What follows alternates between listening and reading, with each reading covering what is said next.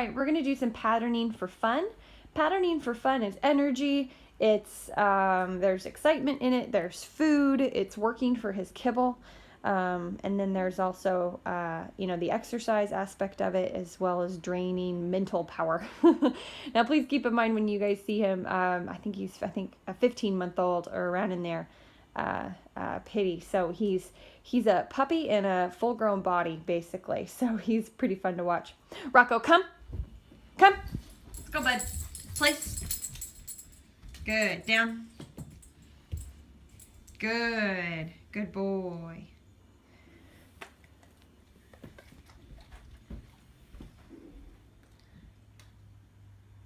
Good.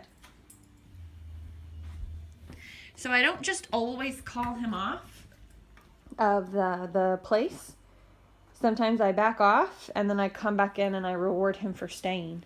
It's really important to mix that up. Don't always just call the dog off whenever you're doing this for fun, because especially puppies, they'll really start to anticipate getting up and it'll be harder for them to settle in. Rocco, come. Good boy. Place. Down.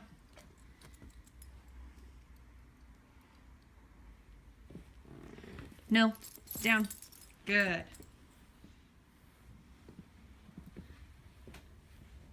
So no treat on that one because I had to tell him. Which I think it's weird for him, me talking. I think that's tripping him up a bit because he's been going right to his place and laying down. Rocco, come. Good boy. Good. Crate. Down. Good. Crate, it's been tough for him to lay down as soon as he goes in his crate without me asking him to lay down, just because I think the beginning issues that he had, the nervousness with the crate. But he's doing great. Go out of sight for a second. Rocco, come. Good boy. Place. Good.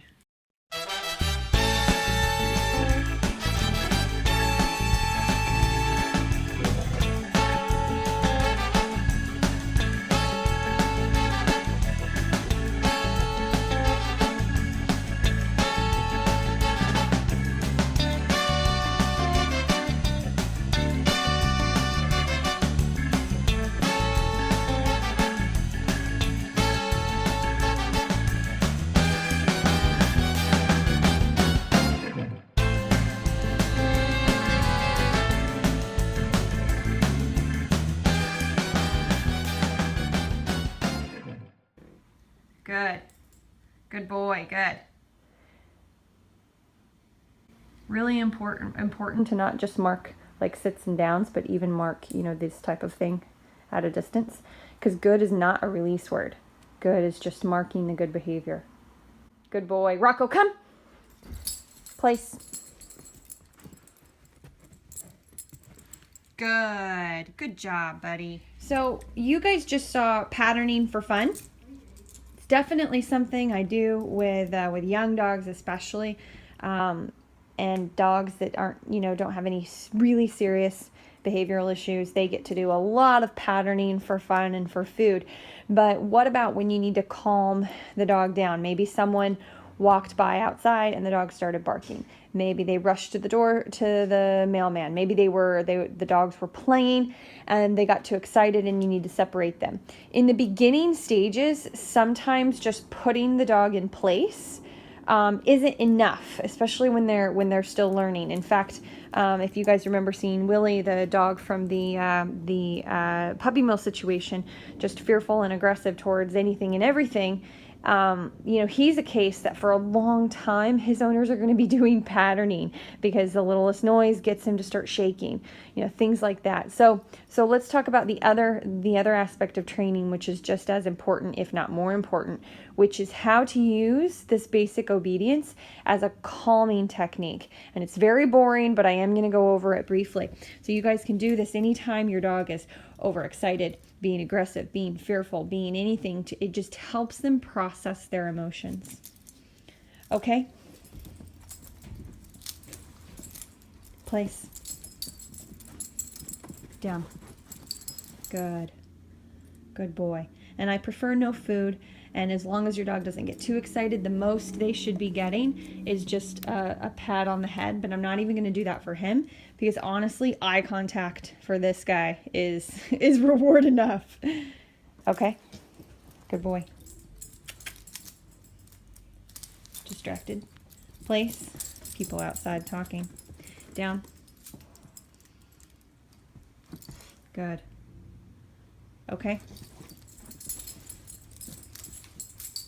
Place. Good.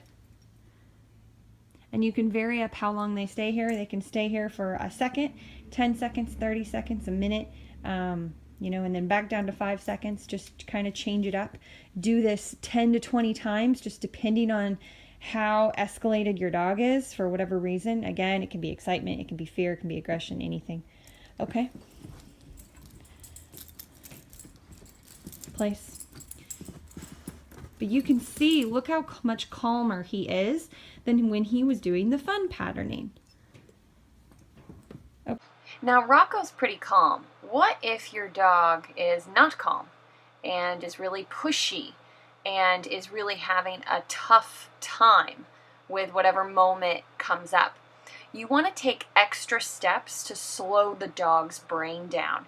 And this is actually how we teach it initially, but we filter out this step, which is stopping in front of place. But if you're really struggling with your dog, doesn't matter if he's known it a week or 10 years, you definitely want to do this next step. And you can actually see how hard it is for him. Watch, right? Look, he anticipates it and jumps. It is hard for him to wait for my cue.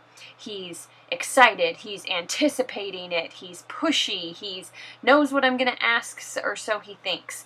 So we just want to slow the dog's brain down where they're waiting for my cue. They're looking to me for direction. So whether it's nervousness or overexcitement, this is such a great exercise. So he's just waiting for my cue.